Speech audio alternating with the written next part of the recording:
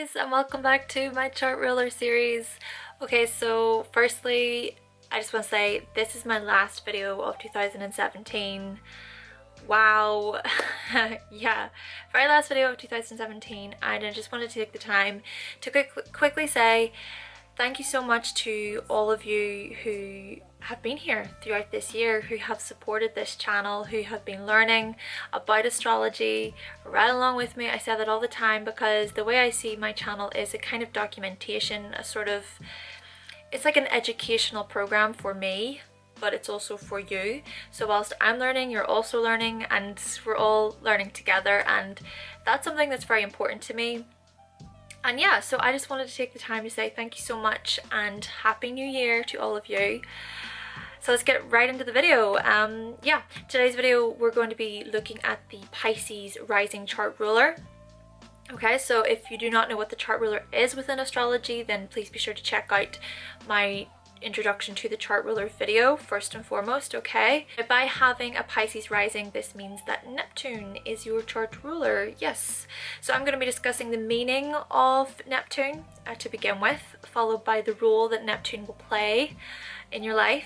Then we're going to be finishing off by assessing how you can interpret your own Neptune placement within your birth chart. For more information all about Neptune though, then please be sure to check out my Neptune in astrology video. So this is the second of the generational planets in this series.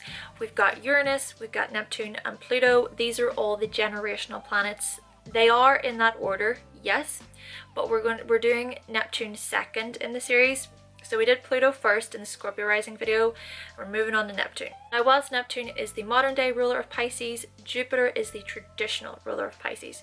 Therefore, if you do have a Pisces rising, Neptune is your chart ruler and Jupiter is your sub-chart ruler. If you do want to know more information about Jupiter though, then the Sagittarius rising video is going to have all of that there. So looking at the symbol of Neptune, there is the crescent, and this symbolizes the personality.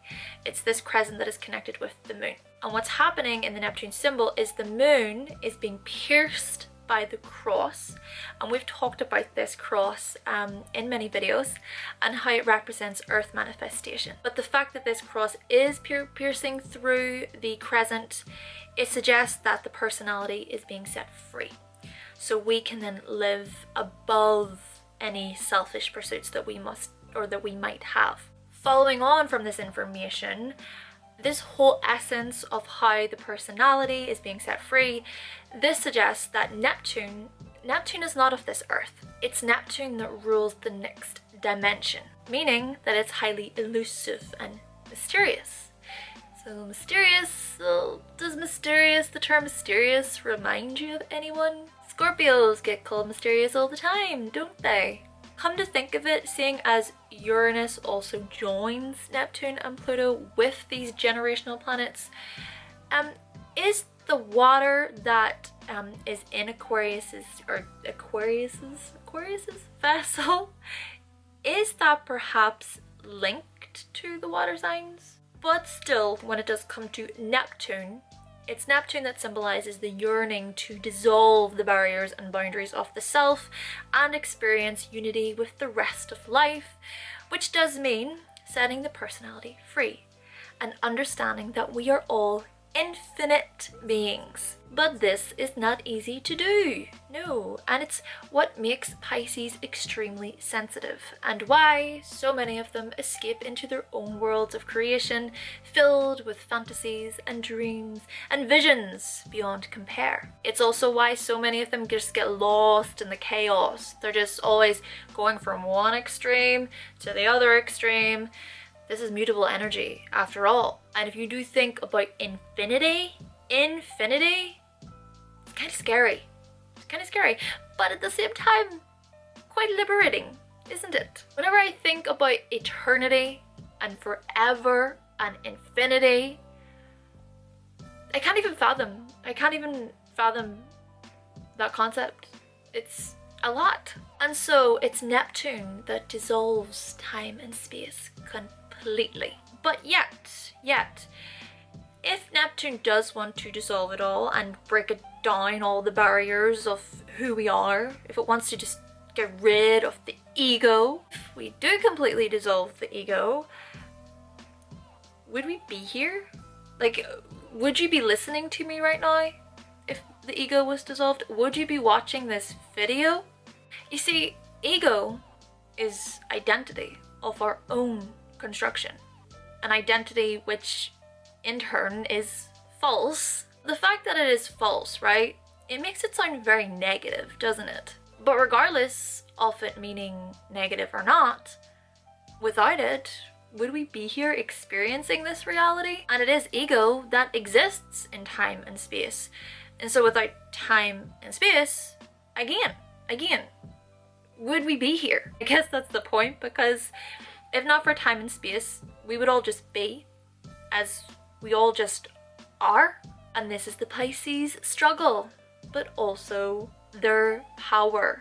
So essentially with all of this, really, every sign is just as powerful as the other, and they're all pretty much needed in order to bring about life, but also bring about death, and to acknowledge that we're basically nothing, but at the same time, we're everything. So guys, what we are all essentially doing on Earth is trying to make sense of something that was never really here, and it was never really there. It all just was.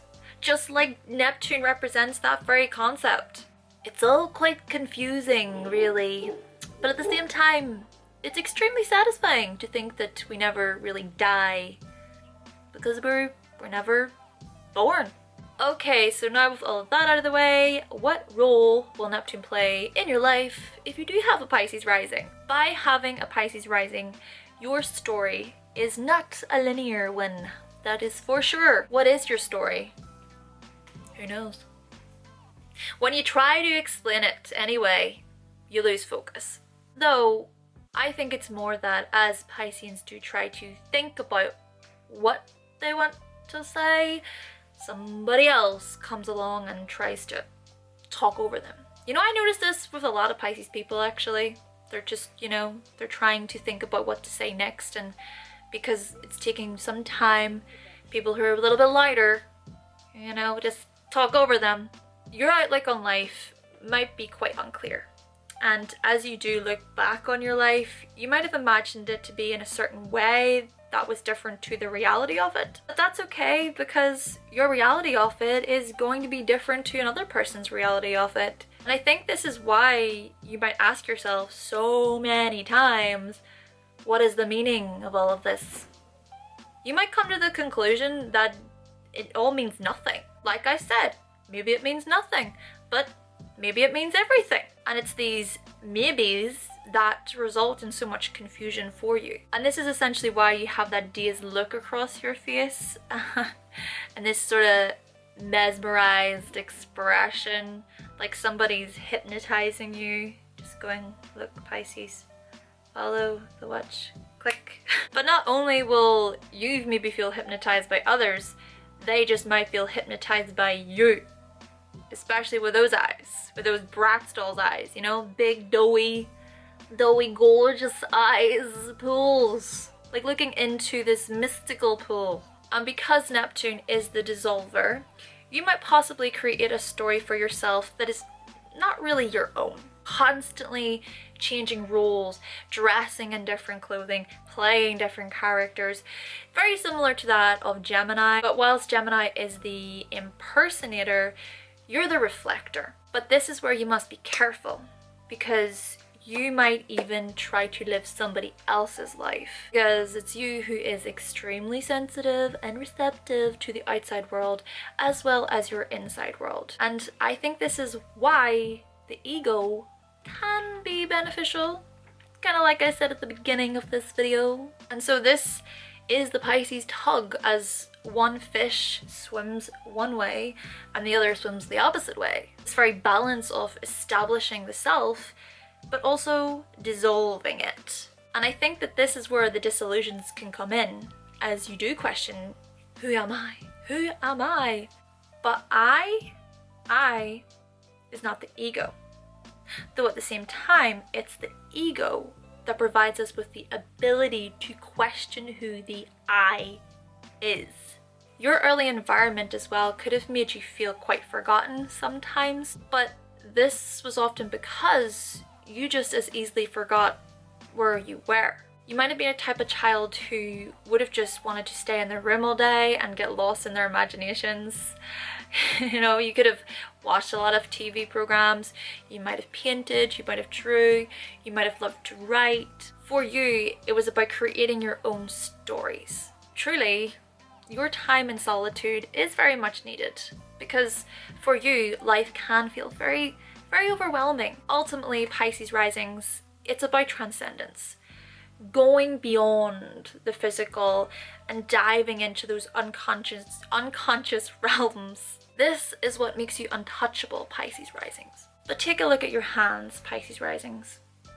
Run them through your hair and breathe in that oxygen in your lungs, and you will see that you do in fact exist. It's you who exists in us all, as we exist within you. When you realize this, Pisces Risings, you're gonna get the best of both worlds. I do think that this is a huge lesson we can learn from Pisces, and it is this transcendence of the self so that we can make our way towards unconditional love. It's about making our way towards true, pure compassion in its purest form towards humanity. So now we have established what Neptune represents and the role that it plays in your life. How exactly can you then interpret your Neptune placement within your birth chart? Because after all, this placement of Neptune is going to play an extremely important role in your life. Whichever sign your Neptune is in is going to show you the generational effect. It's going to really show you how the generation has transcended. But whichever house your Neptune is in is a lot more personal to you. It might show you how disillusions might play out, where the role playing might play out, where you might escape into your fantasy world, where you might sacrifice yourself, where you're overly sensitive, and where there is this transcendence. Right, so let's look at a couple of examples then. On that note, if you do know of any Pisces Risings, or if you are Pisces Rising, then please be sure to share your experiences in the comment section. I'm just going to be looking at the house placement, by the way, for Neptune for these examples. So let's take somebody with a Pisces Rising and their Neptune in the 7th house. First and foremost, the 7th house is greatly linked to projections. So the things that we find out about ourselves when we do meet a partner, it's really to do with our unconscious traits that are being reflected back to us. When it does come to having the Neptune in the 7th, it's very similar to that of a Pisces descendant. It does suggest that this is going to be a person who has a lot of imagination, or they fantasize about relationships. Neptune here can mean that they idolize their partner or their loved one. They're going to be sitting just dreaming about having a relationship with someone who might even possibly be unattainable. Might not even be good for them, or you know, they might be in a relationship, they might just someone who's not even available, whether that be physically or emotionally, or it's that the reality of the relationship is so much different to what this person sees, because to them it all feels like a dream. But as soon as this person wakes up, so to speak, they're greatly disappointed. Trust me, I know. I've got a Pisces descendant, I know.